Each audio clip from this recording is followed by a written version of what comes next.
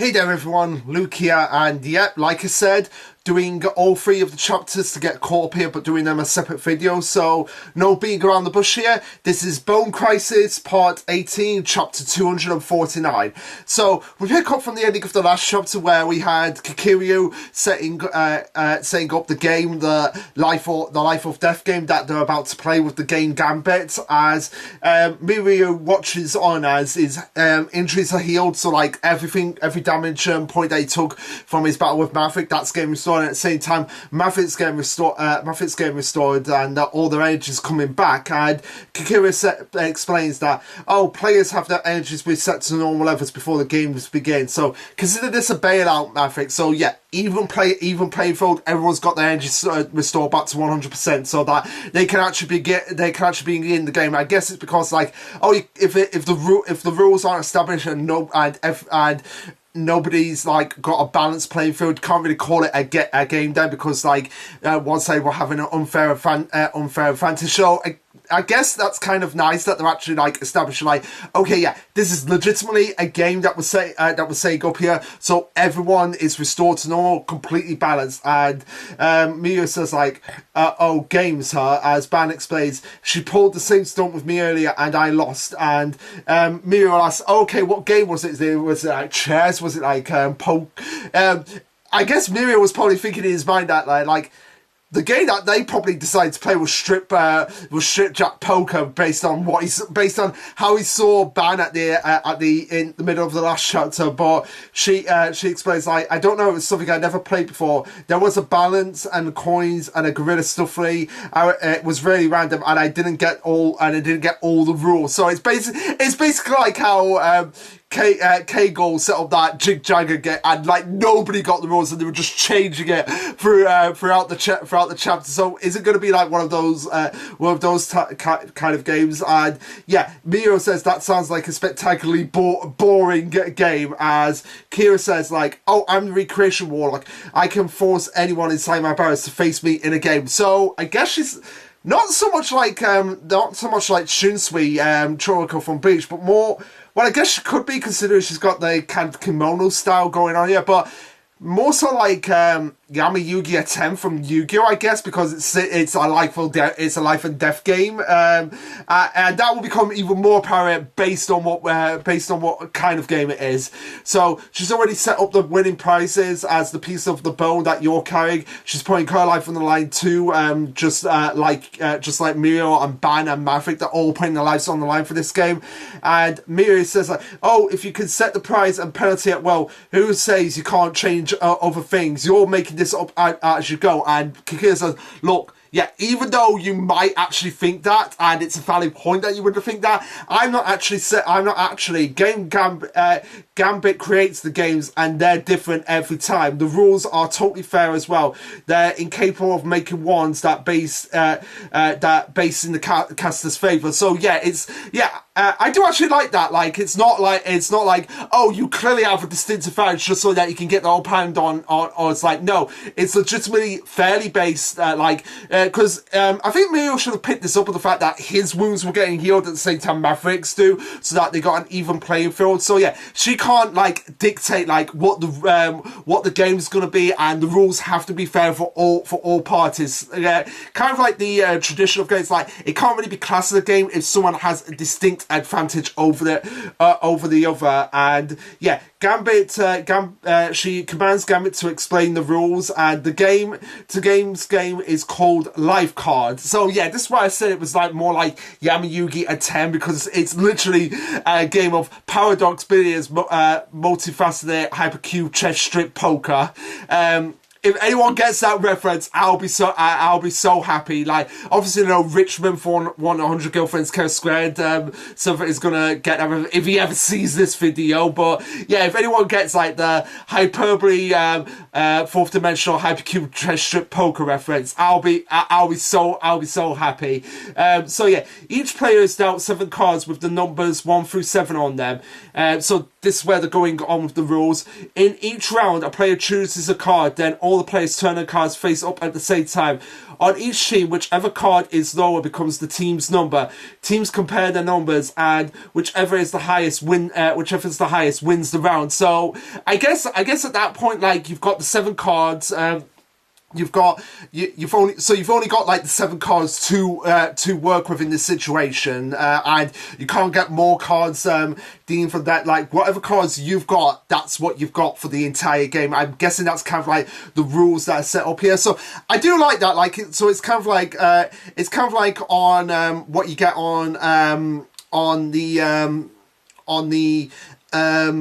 the lottery cards, like on the lottery card games, where you have numbers and you have to match up to a number to win the prize, and it can't go any higher or any lower. So I kind of like that. So, like, basically, like, oh, one team has a set of numbers, the other team has a set of numbers, and they've got to pick each numbers each round, and whoever has the highest number wins. Simple, easy rules to follow there. So continuing on with the rules of the game, Miro says, like, oh, it sounds like a simple enough game of higher numbers wins. Cards are discarded after they use, leaving the players with fewer cards each round. Okay, so yeah, they don't get new cards coming in.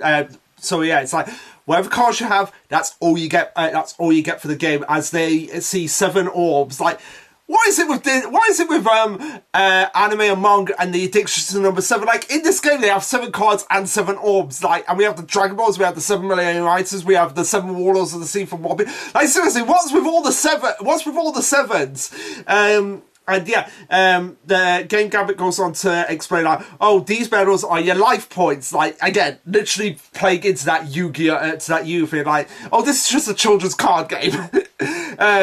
So they're the life points, and they've divided each player's physical energy in 7 equal parts and sealed it into the medals.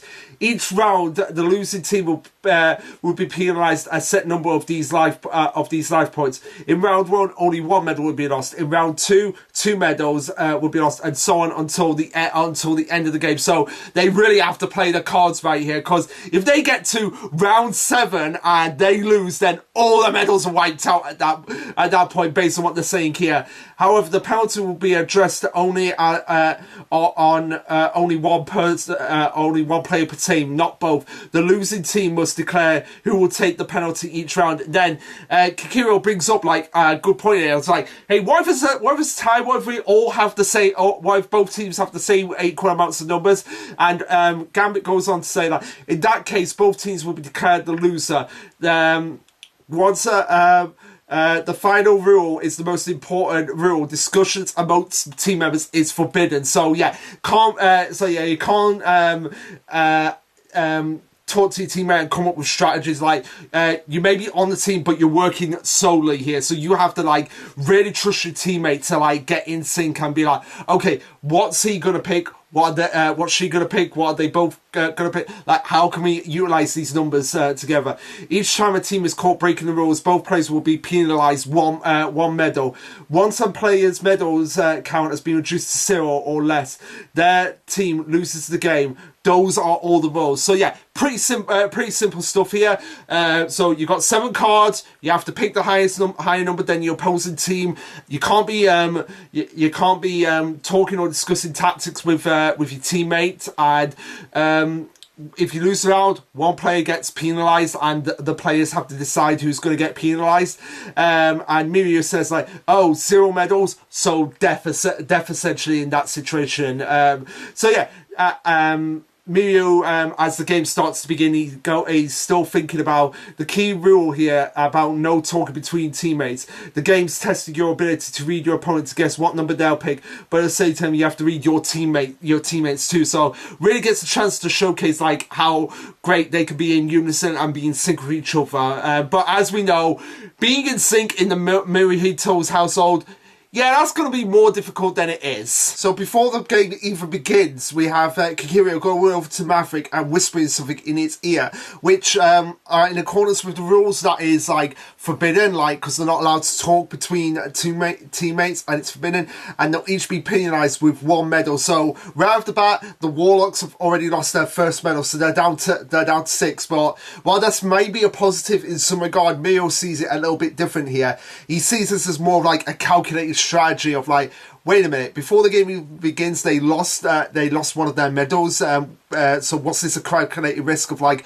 okay, if we can get to communicate with about something about a strategy before we lose one of our medals, then it'll be worth it in the end. So self-sabotage damage for winning the battle. So like it's kind of like in Yu-Gi-Oh as well, where it's like, okay, I know I'm gonna have to take some damage in order to get my strategy to stay in place. So it is worth the calculated strategy here. As it says, she just told him something, even though it meant they both lose a medal. She really went that far, or she decided it was worth the price of one medal. What did she tell it? Yeah, so she obviously thought like, okay, if I don't tell Maverick what I need to tell him, like, we could risk losing this game. So yeah, it's worth losing like just this amount of life points. So I'll take that risk. Like I said, kind of like in Yu-Gi-Oh, where it's like, okay, I know I'm gonna lose something here. I know I'm gonna lose like some of my life points, some of my monsters, but it's a worthy sacrifice if it means like I can get ahead later on down the line. So yeah, this is where the game actually truly begins. So this is where they start to choose their first cards as Mirio contemplates his strategy of like, I can worry about the Waters plan later. Right now I need to figure out which card to pick first. In games like this that they're heavy on reading your opponent, leaving you stronger cards for last, is basic strategy. What I want to get rid of the weakest cards first. Losing later means losing big. Conversely, losing now, it's only losing a little, which means I should pick the one card. And this is something that I really need to bring up here, because they say like, whether it's a tie, whether both teams choose the same number. But here's the thing. So we'll get into it later on, but it's something to keep in mind. Like, that's the rule. Like, where both teams choose the same number, but they're practically thinking exactly the same thing. In which case, I can still win by choosing the 2 card, even if they do go 3 or higher. Losing now is no big deal. Plus, I've got the opponent to use one of their higher cards early. If we draw, then playing the field effectively stays even. So now my clear choice is picking. So yeah, I need to go back and read these rules quickly. So it's like in each round, a player chooses a card, then all players flip up their cards. On each team, whichever card is lower becomes the team's number. Teams compare their number cards, and whichever is the highest wins. So yeah, 4 and 2 beat 5 and 3 beats 4 and 2. So yeah, this is something to keep in mind. Yeah, that's clearly one of the rules here. So maybe what they whispered here was like the fact that, like, oh, even though I've said like, oh, Gambit creates the rules, like I'm still in control, because this is something I'm surprised Mirio doesn't even pick up on. So like, they reveal their cards and they reveal 2-2-2. So like, Kirio, Maverick and Mirio all have the number 2, and Mirio says they both chose the 2 as well. Are they thinking along the same lines? Which means Ban is, and she picks 7. So realistically, 2 and 2, so like 4, 7 and 2, 9. So 9 should beat 4. Like, keep that in mind. And Miro's saying like, you moron, and are you kidding? 7, why use up your most powerful card first? And Banish is like, oh, because I'm fired up, so I'm going all right to start. Probably as a way to be like, yeah, that girl pissed me off, like forced me to ship, so I'm going all out strategy here. No, don't. But Miro's like, no, don't go out. That's like the worst kind of strategy here. Like, Mirio, like, yeah, in the early days of Yu-Gi-Oh! I can understand, but now, like, no, you go full out. Like, if you've got winning game, you go game. You don't hold back. Well, you may hold back in the first round to see, like, okay, I don't know what my opponent's going to do, so maybe hold back a bit, see what they've got, and then maybe figure out strategy against that. But no. But here it's like, Bandit goes Team Warlock 2, Team Witch 2, round 1 is no. Bandit had 7. Like, they didn't have 2, they had 9. But am I missing something here? Because that was clearly established in the rules, like, which either team has the higher number, has the higher win. So clearly, Mirio and Bat, like, unless I'm going 3, 2, 5. Okay, so I guess whichever. So each round. in a round, each player chooses a card, then all players turn up the cards. On each team, whichever card is lower becomes the team's number. Teams compare their numbers, and whichever card is the highest. So on each team, whichever card is lower becomes. Oh right, I get it. Oh right, so because oh right, sorry, I was misreading the rules. Like I'm such an like the rules were right there. So so the fact that Ban went higher, whereas everyone else went lower, and they all had the same exact number. So they okay. So the lowest number is the one that actually goes up, and it becomes the team's number. And yeah, okay. I understand the rules now. Like now that I got back and looked at it, I apologize for that. That's just like a brain fart, mate. But yeah, because Ban chose a higher number instead of picking like 2 as well. Yeah, it causes a draw, so both teams lose 1 medal. And yeah, Maverick chooses him, but chooses it in such a casual way that Muriel is probably thinking like, wait a minute, something suspicious is going on here. And Ban picks the number, but she's like, I lost 1/7 of my strength, so what I'm fine.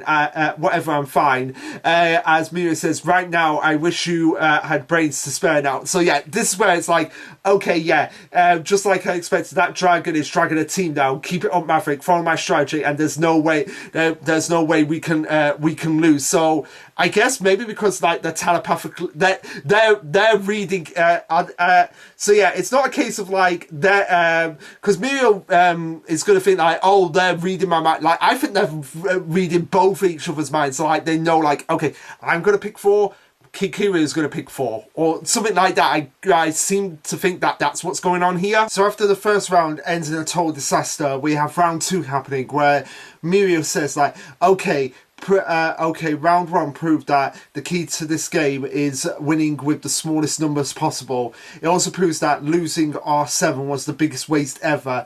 Yes, and he says that like, yes, our team, if teammates don't have the same cards, they effectively lost all the higher ones. So basically like berating Ban of like, yeah, we're supposed to be working as a team here, and you went and blown our rarest card right then and there when we could have used it later for. It's like, okay, they only have smaller numbers, so we could just like put our 7 down.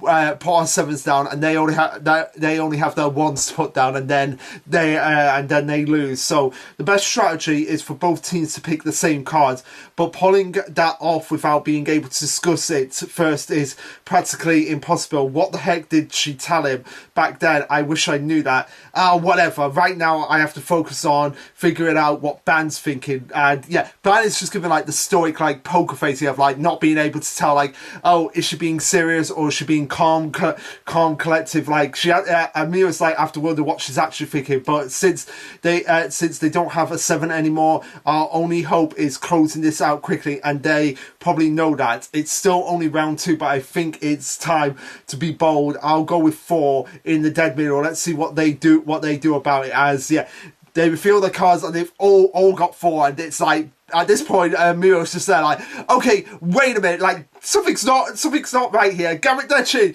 they have some way of seeing my cards, but Bandit corrects neither team is illegally viewing the other's cards. So yeah, Kings are illegally viewing the other's cards, so they're not illegally viewing it. Like they're probably like reading each other's minds. Like one of them is probably reading the other's mind. So it's like, okay, he's going to put down a 4. We both need to put down a 4. So that's probably what's going on here. Like they're not viewing the cards; they're actually reading their mind, which could again go back into the Yu-Gi-Oh! Thing of like, oh, they're using the Millennium Eyes technique to see.